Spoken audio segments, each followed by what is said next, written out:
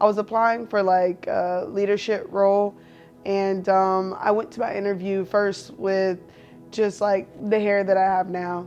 And the next series of interviews, I had shorter hair, and it was just like my natural hair. And then the interviewer was like, "Oh, what's going on with your hair?" And like it was a very professional interview setting and everything, so I was kind of like, I kind of just laughed it off and was like, yeah. So back to, what we were talking about before, but it really was kind of uncomfortable, and I was just like, like, I hope this isn't how it's gonna be in like corporate America or like the real world.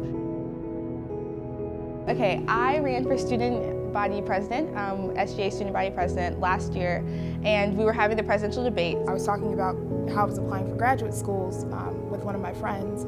She is white. My ticket, just some background, was an all-minority ticket, and if we had been successful, we would have been the first female vice president and president of color ever in ECU's history. I was talking to her about, some of the stresses, because, you take the GRE, you have to sit there and take all of these, fill out all this stuff, letters of recommendation, so it's a very stressful situation. I was appointed in my position, which I'm student body secretary, and from there is where I experienced most of my problems. There was a question asking me if I was able to separate my emotions from the position if I was elected. And she just kind of nonchalantly went, well, you shouldn't worry about that because you'll get it because you're a black woman. I didn't expect to be judged from my own race. Not because of, the organizations I'm in, not because of academically, like I do fine. It's because I'm a black woman that I'm gonna get in. I was kind of upset because it's like, one, as a woman, like, do you think that because I'm a woman, I'm not gonna be able to separate emotions about things that make me upset or things that maybe hurt my feelings when I'm in office? And then two, there's a stereotype of like this angry black woman type thing, so you think I'm gonna like not know how to like express myself when I am upset in a professional manner. I did feel a little bit confused because usually you are judged or stereotyped by people that don't understand or shouldn't understand or not a part of your culture. And I'll have other times when people, friends will just be like, oh, well, we don't think of you as like black.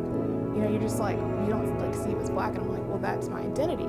So like, how can you just ignore that? I didn't really think much about it. It was like literally a 3-second thing, but it was so quick that I didn't really have time to process it till afterwards. Afterwards, I kind of thought, how can I educate people on the truth of the matter, pretty much.